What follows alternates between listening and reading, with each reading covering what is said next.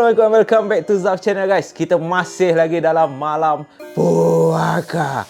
Aku nak ucapkan terima kasih kepada yang dah pun tekan button subscribe. Kepada yang belum, sila tekan button subscribe dan juga bell notification supaya setiap kali aku upload video baru, korang akan dapat tahu. Dan pada malam ni, tema kemerdekaan seperti baju Zaf yang dah macam bendera Malaysia ni, ada biru, merah apa semua. Zaf ada satu soalan untuk korang. Membawa semangat sempena bulan Merdeka ni, apa lagu Merdeka yang korang tahu? Maybe ada antara korang yang dah terngiang-ngiang dah lagu daripada Allahyarham Tan Sri Sudirman apa semua kan. Tetapi untuk Zaf sendiri, lagu yang Zaf paling suka, inilah barisan kita yang ikhlas berjuang. Alamak, dia membawa satu semangat kita untuk memperjuangkan ataupun mengharumkan nama negara di serata dunia. Dan Zaf harap Zaf Channel juga dapat mengharumkan nama Malaysia di mata dunia.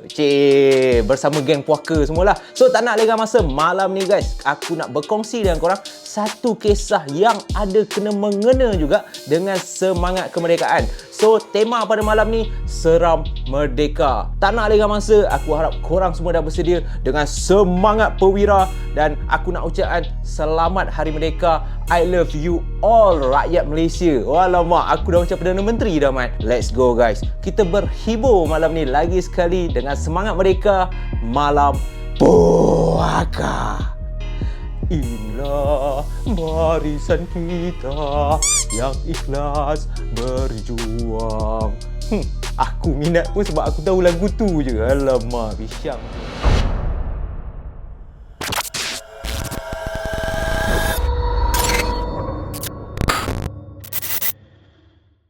Sempena bulan kemerdekaan ni, aku ingin berkongsi dengan korang satu kiriman special ataupun satu kiriman khas daripada Encik Bustaman. Encik Bustaman merupakan seorang pesara askar. Tetapi sebelum aku mulakan kisah Encik Bustaman ni, Encik Bustaman sendiri ingin memesan kepada korang semua, merdeka ni bukanlah sesuatu yang mudah, bukanlah hanya secara percuma untuk mendapatkan sebuah kemerdekaan Malaysia ni. Dia perlulah melalui pahit getih pejuang-pejuang negara, mengorban, menggadai nyawa, tinggal anak bini apa semua, berperang dengan musuh semata-mata untuk kecapi apa yang kita capai sekarang ni. Jadi kepada anak-anak muda sekarang ni, macam kita semua sebagai rakyat Malaysia, merdeka membawa maksud yang teramat besar. Dan seperti Encik Bustaman ingin pesan kepada korang, janganlah anggap merdeka tu hanya daripada luaran sahaja apa yang kita kecapi sekarang, tetapi merdekakanlah diri anda semua dengan membawa fikiran dan analogi rakyat Malaysia sendiri. Tidak guna kita menyambut kemerdekaan, tidak guna kita rasa kita seorang rakyat Malaysia, tetapi fikiran kita dan otak kita masih lagi dijajah oleh bangsa luar. Wah, semangat sikit Mat. So pesanan Encik Bustaman ni memang mendalam dan perlulah kita semua hayati dan ambil iktibar. Jadi apabila korang ingat semua ni dah habis, belum lagi Mat, aku sampai ke pengajaran time awal. Jangan belah tu, cerita tak habis lagi, baru nak start ni. Jadi kisah pada malam ni, kita nak merasai dan mendalami perasaan seorang pesara askar, pengalaman dia sendiri sepanjang dia menjadi askar, dan apa sebenarnya pengalaman seram yang Encik Bustaman nak kongsi dengan korang semua pada malam ni. Masa muda dulu, kita flashback time muda balik lah, time Encik Bustaman muda. Semasa dia bertugas sebagai tentera ataupun askar, dia ditugaskan untuk menjaga sempadan di antara Kelantan dan juga Thailand. Dan kebetulan Encik Bustaman ni, base camp ataupun camp tentera dia terletak di Kelantan pada masa tersebut sebab dia dah bertugas kat situ kan. Sepanjang dia bertugas sebagai seorang askar untuk menjaga sempadan di antara Kelantan dan juga Thailand, dia banyak spend time ataupun dia banyak duduk di dalam hutan berbanding dekat kawasan bandar tu. So apabila duduk di dalam hutan sebagai seorang askar, macam-macam pengalaman yang seram, yang best pun ada sebab bersama kawan-kawan askar. Tetapi apabila kita bercakap pasal hutan ni, tak larilah daripada pengalaman-pengalaman seram. Dan ada juga Encik Bustaman cakap sepanjang dia bertugas sebagai askar tu,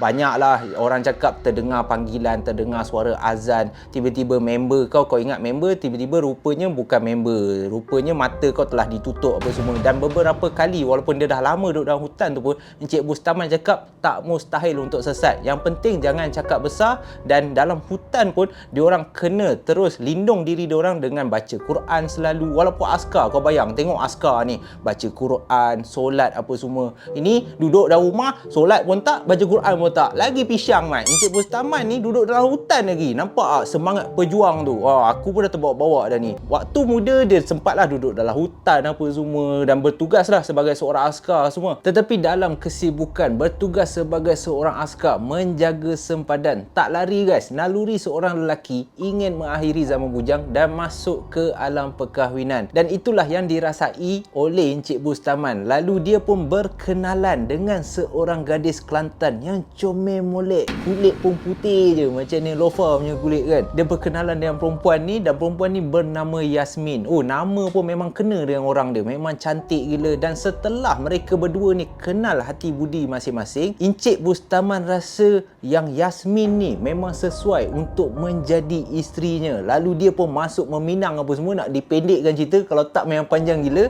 diorang pun mendirikan rumah tangga.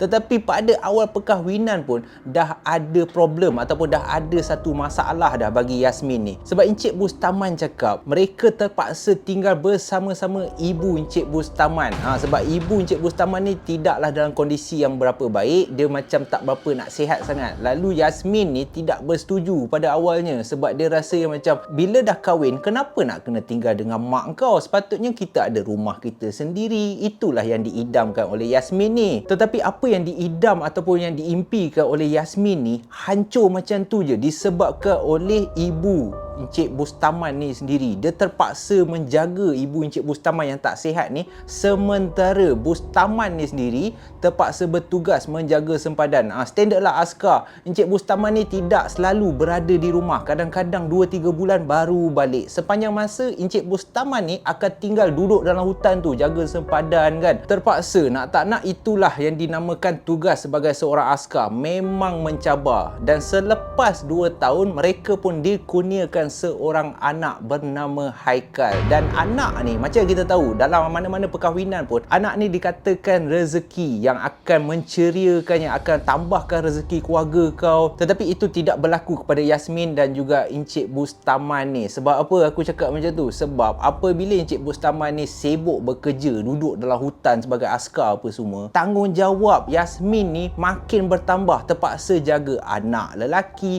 terpaksa jaga mak Encik Bustaman yang tak sihat ni. Lalu dia dah rasa terbeban. Ada laki pun macam tak ada laki. Itu telah menyebabkan beberapa kali diorang ni bergaduh. Sehingga kan kemuncak dia, Yasmin ni pernah sound mak Encik Bustaman ni depan Encik Bustaman sendiri. Yasmin ni cakap, engkau ni menyusahkan hidup aku lah. Engkau ni yang memporak-perandakan rumah tangga aku. Engkau ni menyusahkan hidup aku. Dah lah kau tak sihat, aku nak rumah aku sendiri. Lepas tu aku terpaksa jaga engkau. Engkau ni pun lagi satu, ada salahkan Encik Bustaman enggak? Aku tahulah engkau askar, tapi sekarang ni engkau dah ada isteri, kau dah ada anak. Kau cubalah bawa-bawa mengucap sikit.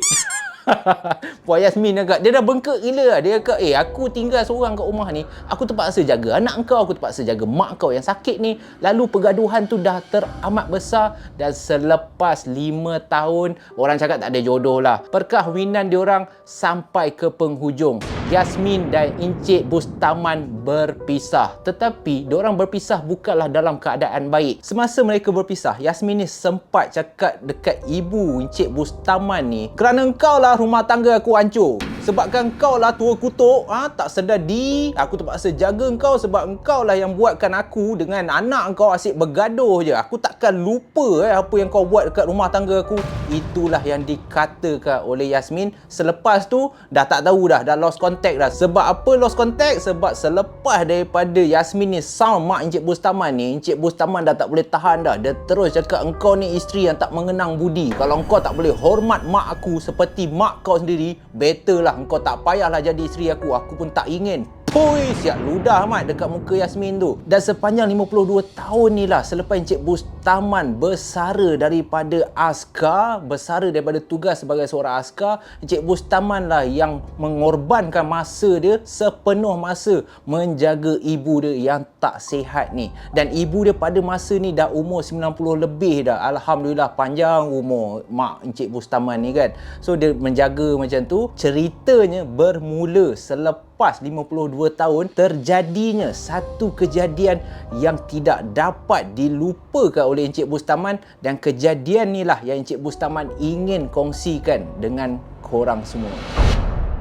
Dikatakan selepas Encik Bustaman ni bersara daripada bertugas sebagai seorang askar, Encik Bustaman ni mengusahakan dusun durian yang dimiliki oleh arwah bapa dia. Yang betul-betul dusun tu terletak di belakang rumah mak Encik Bustaman ni. Dan dusun durian ni lah yang menjadi sumber pendapatan untuk Encik Bustaman menyara kehidupan dia bersama mak dia yang tak berapa nak sihat ni. Lalu sampailah satu hari, tiba-tiba mak Encik Bustaman ni sakit. Sakit yang di luar kebiasaan. Selalunya mak dia okey je. Walaupun Encik Bustaman ni tahu kondisi mak dia tidak sihat, lagipun orang tua tu dah umur 90 lebih, tetapi mak dia ni seolah-olah meracau-racau dan sering kali menyalahkan Encik Bustaman. Pernah sekali tu mak dia cakap dekat Encik Bustaman, "Aku sedih sangat dengan kau ni. Engkau ni tak tahulah macam mana boleh jadi anak aku." Dan perkataan ni telah membuatkan Encik Bustaman tergamam. Seolah-olah selalunya hubungan dia dengan mak dia okey, tetapi mak dia seolah-olah menyalahkan dia. Mak dia cakap, "Sebab engkau lah aku tak boleh jumpa cucu aku, kau tahu tak? Engkau dulu tinggalkan Yasmin tu, engkau bergaduh dengan dia,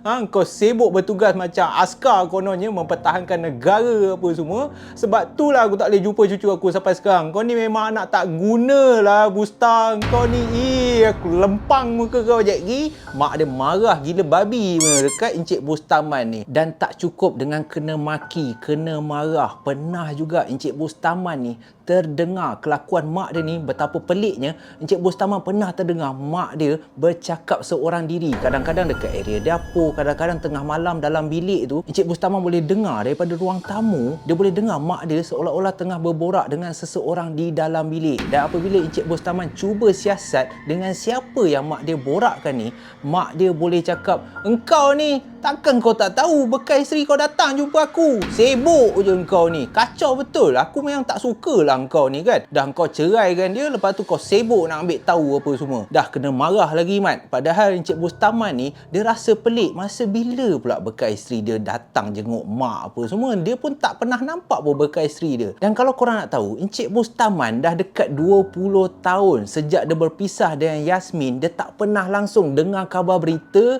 apatah lagi jumpa si Yasmin ni. So apabila dia dengar mak dia seolah-olah tengah berborak dengan Yasmin, itu telah menjadi keraguan, telah membuatkan Encik Bustaman ni rasa there is something wrong. Tiba-tiba Mat speaking, ada sesuatu yang memelikkan tentang penyakit mak dia ni. Mak dia ni bukan sakit biasa-biasa, sebab mak dia tak pernah-pernah meracau, seolah-olah macam histeria macam tu, dan bertambah teruk sekarang ni dah bercakap seorang diri pula. Lalu Encik Bustaman pun sedaya upaya cuba mendapatkan jawapan. Dan seperti yang aku sangka, Encik Bustaman tidak mengecewakan guys. Sebab apa aku cakap macam tu? Askar kot. Dia dah tahulah, dia dah belajar dah. Lagi dia dah pernah tinggal dalam hutan. Dalam hutan pun dia pernah terkena gangguan mistik. Jadi apabila mak dia kelakuan macam tu, dia dah boleh baca dah. Ini kemungkinan besar ada berkait rapat dengan gangguan mistik, dengan sesuatu yang cuba mengganggu mak dia. Dan setelah berbulan-bulan penyakit yang dilalui oleh mak Encik Bustaman ni tak juga menunjukkan tanda yang baik, tak habis-habis bila maghrib je meracau, tengah malam berborak sama orang.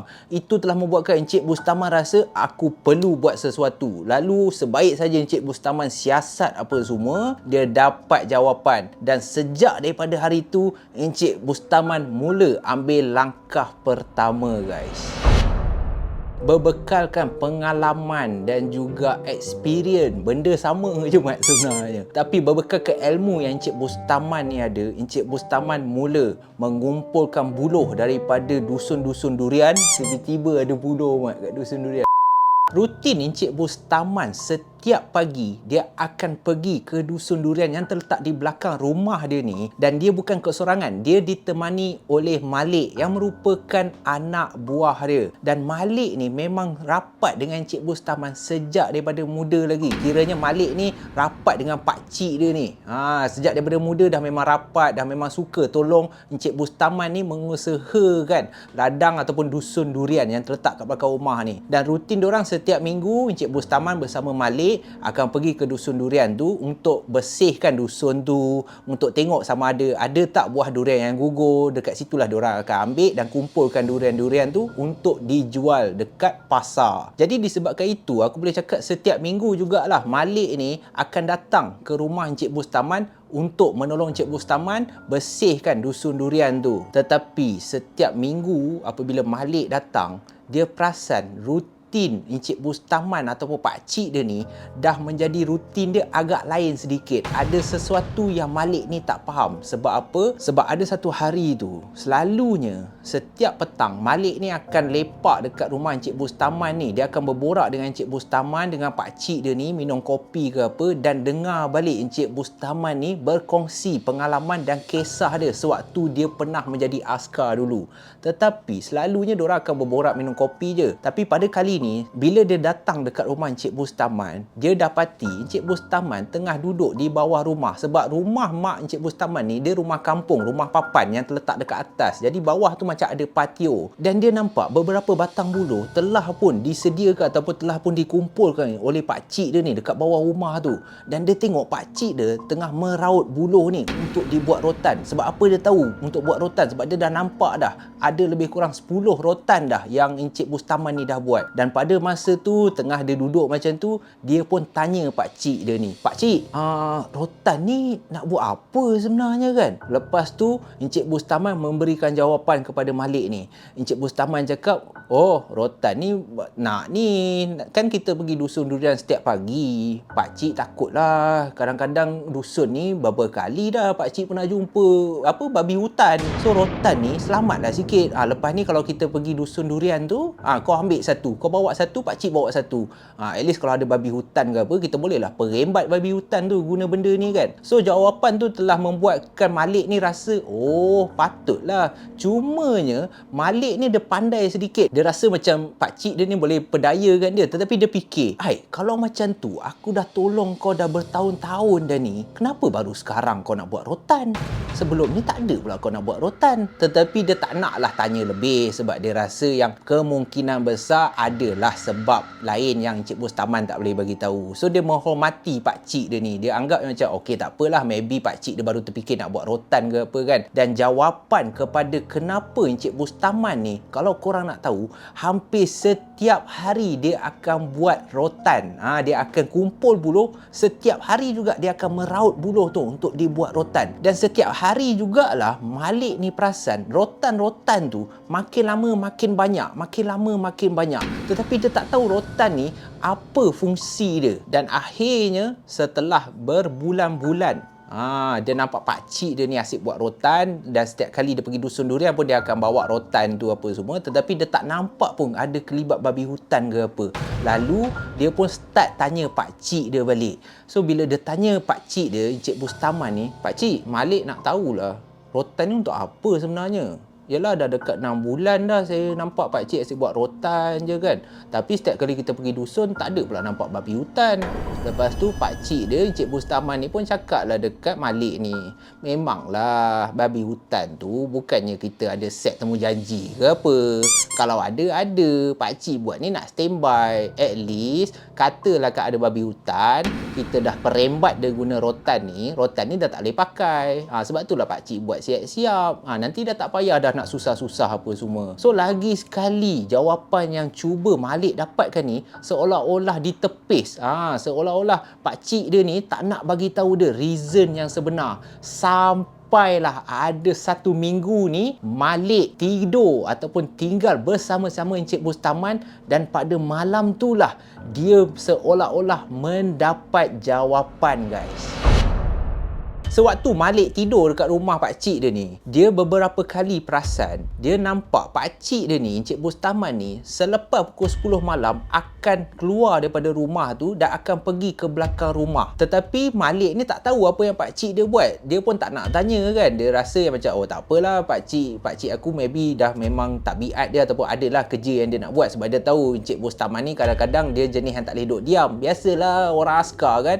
Dia mesti nak cari kerja nak buat. Dah pukul 10 pun mesti nak buat kerja kan. So pada malam tu Malik ni tengah tengok TV tau. Tetapi sewaktu dia tengok TV tu, fokus dia agak terganggu. Sebab apa? Sebab beberapa kali sebaik saja Encik Bustaman ni keluar daripada rumah, dia terdengar bunyi seakan-akan libasan. Lebih kurang 10 ke 20 kali. Dan selepas saja bunyi tu, dia akan nampak pakcik dia masuk dalam keadaan berpeluh apa semua dan pergi ke arah dapur. Tapi pakcik dia tak pernah bagi tahu apa sebenarnya yang dia buat. Even Malik ni pernah tanya pakcik dia, "Pakcik, bunyi apa tu pakcik? Pakcik ke yang libas-libas tu kan? Bertukang ke apa malam-malam kan?" Pakcik dia cuma tersenyum saja. Pakcik dia cakap, "Kau tengok TV je lah. Kau orang muda tak tahu apa. Tak apa, kau tak payah risau. Itu kerja aku." So, setiap kali Malik ni tanya, pakcik dia asyik berdolak-dalik macam tu, Malik ni pun lama-lama dah malas dah nak tanya. Tetapi sepanjang Malik tidur dekat rumah pakcik dia, Encik Bustaman ni, Malik ni ada perasan yang mak Encik Bustaman ni kadang-kadang berborak seorang diri. Tapi bagi diri Malik, sebabkan tengok mak dia yang dah berusia 90 lebih tu, Malik ingat biasalah orang tua nyanyok kan. Kadang-kadang ada je orang tua yang berborak sendiri seakan-akan dia nampak sesuatu. So, Malik buat endah tak endah aja. Sampailah pada satu malam yang amat menakutkan bagi diri Malik sendiri. Dia tak pernah jangka pun pengalaman ni dia akan alami bersama pakcik dia, Encik Bustaman, yang merupakan pesara askar ni guys.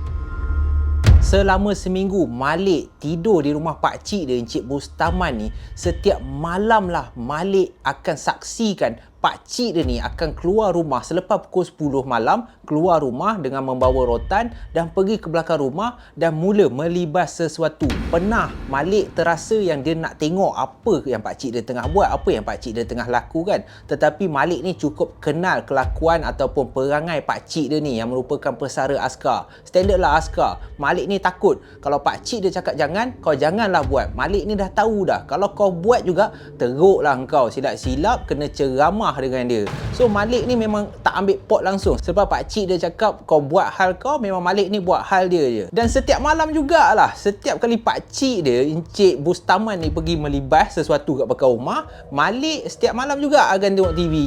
Spend time tengok TV je. Tak ada buat apa kan, melopong je. Sebab itulah dia suka tinggal dekat rumah pakcik dia ni. Sebab dia tak perlu buat apa. Oh, relax, boleh tengok TV kan sambil layan kopi apa semua. Sampailah satu malam, sewaktu dia tengah buat rutin dia macam biasa, pakcik dia pun dia perasan, okey lah, lepas pukul 10 pakcik aku keluar lah ni, pergi melibas macam biasa lah. So dia dengar lah pakcik dia ataupun Encik Bustaman ni tengah melibas kat belakang rumah.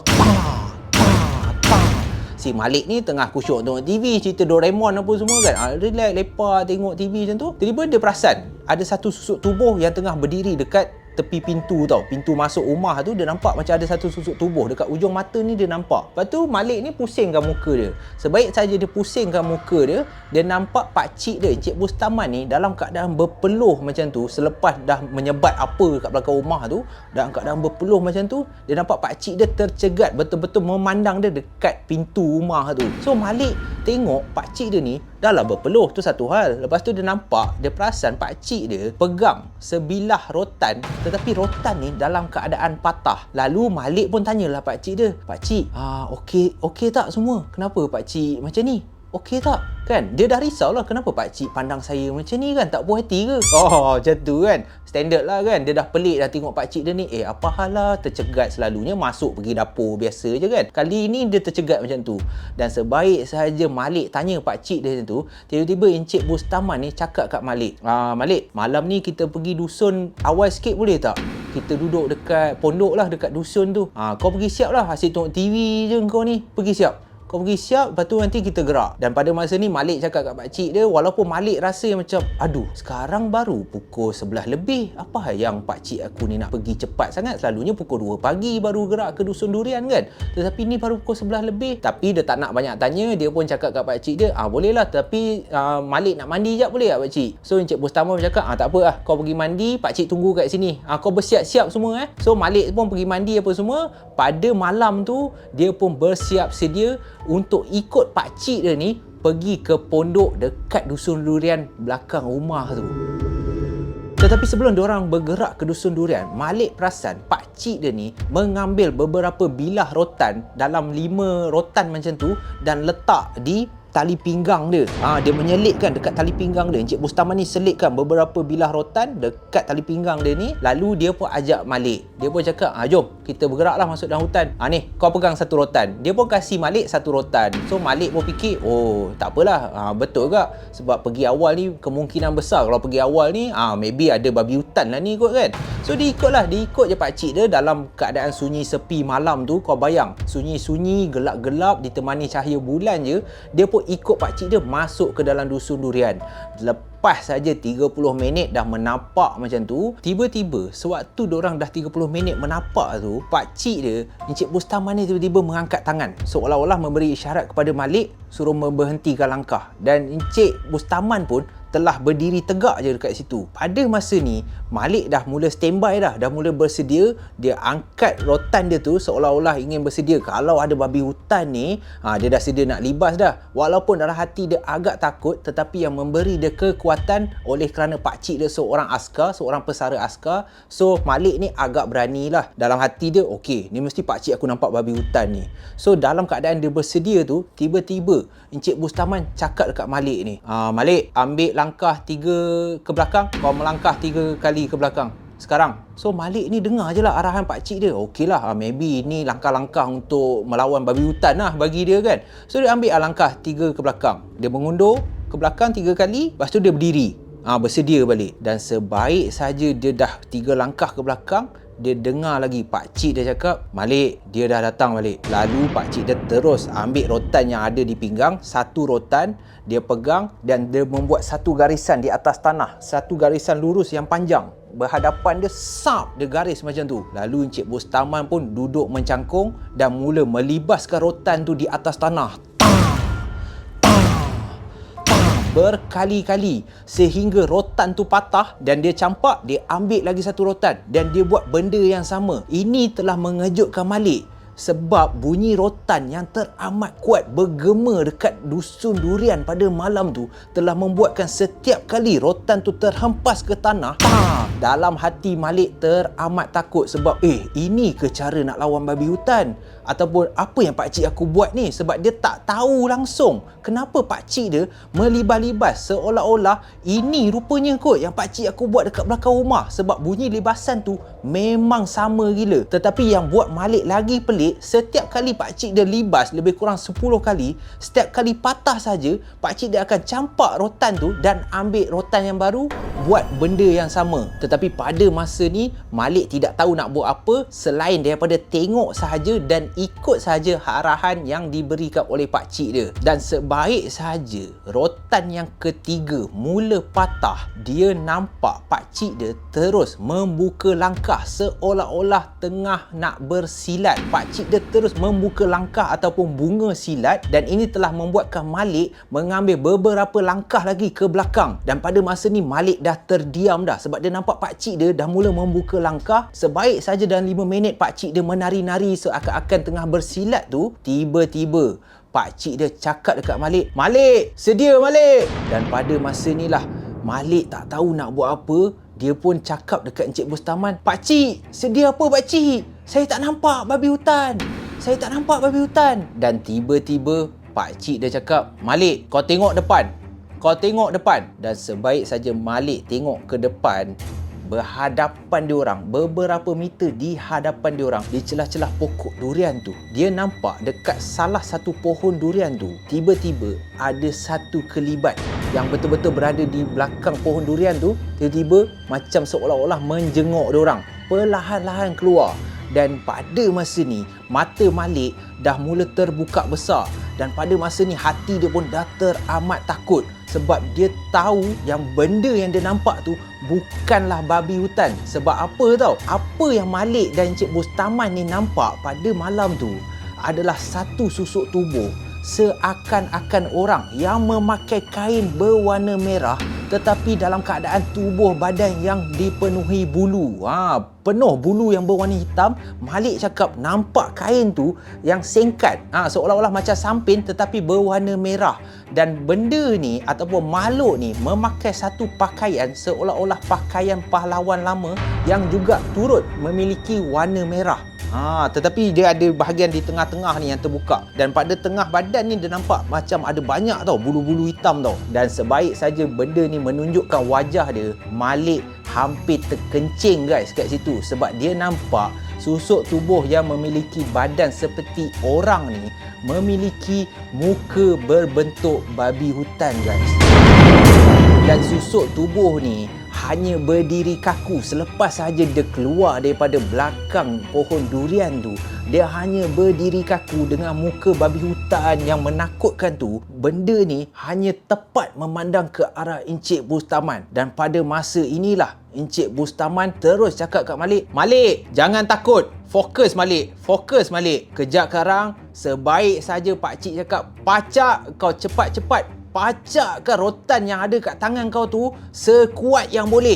Biar dia berdiri tegak di tanah tu. Kau bersedia je Malik. Kau jangan takut. Kau selawat banyak-banyak di dalam hati Malik." Dan pada masa ni mata Malik tidak boleh lari. Hanya pandang makhluk yang amat menakutkan yang pertama kali di dalam hati dia. Dia rasa macam astaghfirullahalazim. Apa benda yang aku nampak ni? Dan apa benda yang pakcik aku tahu yang aku tak tahu pada masa tu? Tetapi pada masa tu Malik hanya fokus dan cuba mendengar arahan apa yang diarahkan oleh pakcik dia ni. Dan Malik mengambil posisi bersedia seolah-olah menunggu isyarat. Sebaik saja pakcik dia cakap pacak, dia telah pun bersedia untuk pacakkan rotan tu sekuat boleh membenamkan di dalam tanah. Dan pada masa inilah sewaktu mereka berdua tengah bersedia memerhatikan makhluk yang berdiri ni, tiba-tiba makhluk ni berjalan perlahan-lahan mendekati diorang.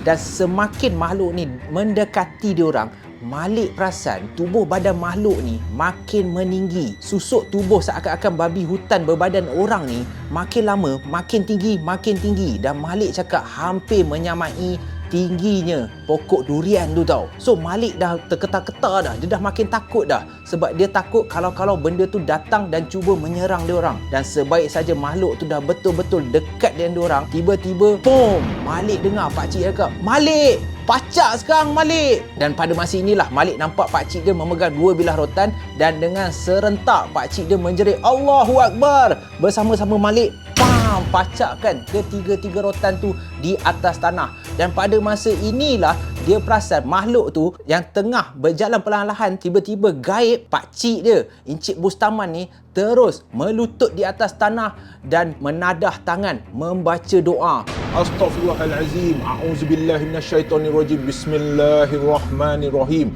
Aku haramkan engkau berdamping dengan keluargaku dan aku haramkan engkau datang mengganggu keluargaku. Dengan perjanjian ini aku putuskan segala perjanjian engkau bersama keluargaku dan aku pasakkan buluh ni sebagai penanda tempat tinggalmu. Selagi buluh ini tidak patah dan bercerai daripada bumi, engkau akan tinggal di sini dan engkau tidak boleh menghampiri rumahku. Dan pakcik dia dengan laungan Allahu Akbar menghempaskan kedua-dua tangan ke tanah. Dan pada masa inilah keadaan yang tegang tadi kembali normal balik. Pakcik dia, Encik Bustaman ni, memaling ke arah Malik. Lalu dia pun cakap dekat Malik, "Malik, Alhamdulillah Malik. Sekarang ni kau kumpul barang-barang apa semua, cangkul apa semua yang kau bawa tadi ni. Jomlah. Hari ni kita tak payah ke dusun. Kita terus je balik ke rumah." Dan pada masa tu pun Malik fikir tak apalah. Dia tengok keadaan pakcik dia seolah-olah penat. Muka pakcik dia seolah-olah telah memberikan sepenuh tenaga untuk melawan makhluk tu tadi tau. Dan pada masa ni pun Malik rasa yang macam okey lah, better kat balik rumah kan.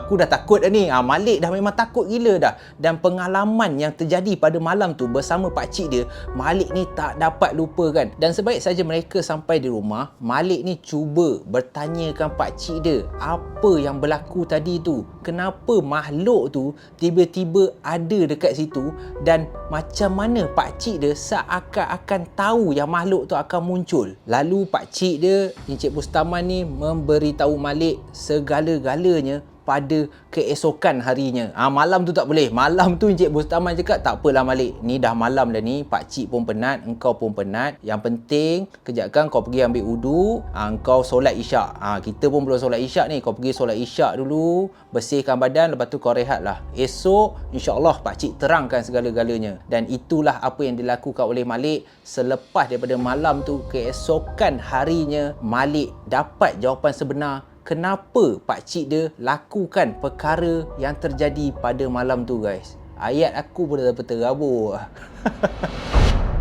Keesokan harinya, pada waktu tengah hari tu, Encik Bustaman pun ajaklah anak buah dia Malik ni turun dekat patio sambil bawa teh panas, teh o panas macam tu, lepak-lepak. Encik Bustaman pun cuba menerangkan segala persoalan yang dimiliki oleh Malik ni. Pakcik Bustaman cakap dekat Malik, sebenarnya Malik, apa yang berlaku ni semata-mata untuk mak pakcik. Mak pakcik sebenarnya dah beberapa kali terkena gangguan, dan gangguan ni berpunca daripada salah pakcik sendiri. Lalu pakcik Bustaman pun menundukkan kepala dia dalam keadaan sedih, dan Malik perasan pakcik dia ni seolah-olah menahan air mata tau. Dan pakcik dia ni pun sambung, sebenarnya Malik, apa yang berlaku ni disebabkan sewaktu pakcik masuk askar dulu, kesilapan pakcik adalah pakcik ambil satu ilmu pendamping. Ilmu pendamping yang pakcik ambil ni bukanlah ilmu kebal ke apa, tetapi ilmu ni semata-mata untuk menjaga keluarga pakcik. Macam yang kamu tahu Malik, pakcik dulu seorang askar, pakcik tak selalu berada di rumah. Jadi pendamping ni lah yang akan menjaga anak dan isteri pakcik, termasuk mak pakcik. So apabila pakcik bercerai dengan isteri pakcik 20 tahun yang lepas, pakcik lupa nak memutuskan perjanjian pakcik dengan pendamping ni. Jadi apabila pendamping ni dibuang begitu saja, perjanjian yang dibuat tidak diputuskan dengan cara yang betul, jadi dia marah. Lalu pendamping ni datang menyerang, tetapi bukan menyerang pakcik, menyerang mak pakcik. Sebab itulah mak pakcik setiap hari ataupun setiap malam asyik meracau, asyik cakap sorang-sorang seperti yang kamu nampak. Dan pada masa ni Malik dalam hati dia, ya Allah, gangguan rupanya. Aku ingatkan nyanyok, sebab Malik selama ni ingat nyanyok. So pada masa ni dia fikir, Astaghfirullahalazim, aku tak sangka pakcik aku ada pendamping dulu. So pakcik dia pun sambung cerita, kalau kamu nak tahu, kamu perasan tak, setiap kali, setiap malam saja pakcik akan pergi ke belakang rumah dan pakcik akan melibas sesuatu. Apa yang pakcik libas tu sebenarnya adalah pokok pisang yang terletak di belakang rumah. Sebab pendamping tu, pakcik perasan itulah tempat tinggal dia. Dan setiap kali pakcik libas tu semata-mata untuk memanggil jin ataupun pendamping tu datang. Sebab pendamping tu memang akan datang setiap kali dia dengar bunyi rotan. Tetapi setiap kali pakcik libas, pakcik perasan makhluk ataupun jin tu tidak datang menyahut seruan pakcik. Sehinggalah tanda-tanda untuk kita tahu sama ada pendamping ataupun jin ni telah hadir ataupun telah menyahut seruan apabila malam tu, sebaik saja pakcik libas, salah satu rotan yang pakcik pegang tu tiba-tiba patah. Dan sebaik saja rotan tu patah, pakcik tahu yang pendamping tu telah ada. Dan kenapa pakcik suruh kau bersiap sedia dan kita pergi masuk ke dusun durian? Sebab pakcik nak pasak dia, pakcik nak putuskan perjanjian dan biarkan dia berada jauh daripada rumah pakcik. Semata-mata pakcik tak nak benda ni akan memudaratkan keluarga pakcik dan dia akan menyerang orang lain. So sebab itulah pakcik bawa dan pakcik pasakkan betul-betul di tengah-tengah dusun durian supaya dia duduk diam-diam kat situ. Dan itulah apa yang berlaku sebenarnya. Jadi selepas Malik dah dengar segala penjelasan daripada pakcik dia ni, barulah Malik mendapat sedikit ilmu apa sebenarnya pendamping dan apa sebenarnya yang berlaku yang telah dia saksikan pada malam tu. Dan keadaan mak Encik Bustamam ni pun dah kembali okey, dan dikatakan sehingga ke hari inilah selagi rotan yang dipacakkan tu tidak tumbang ataupun tercabut daripada tanah, makhluk ataupun pendamping tu akan tinggal di dusun durian tu. Jadi kalau korang nak pendamping yang Encik Bustaman ni telah tinggalkan, pergi cari. Dan kalau berani, kalau korang pergi masuk dusun durian dan tiba-tiba terjumpa buluh yang dipacakkan di atas tanah, cubalah cabut. kalau berani, man. Dan itulah saja kisah pada malam ni. Kisah Encik Bustaman yang merupakan pesara askar yang telah tersilap langkah membuat perjanjian dengan pendamping semata-mata untuk menjaga keluarga. Dan nasihat Pakcik Bustaman adalah jangan mengikut cara ataupun tingkah laku dia.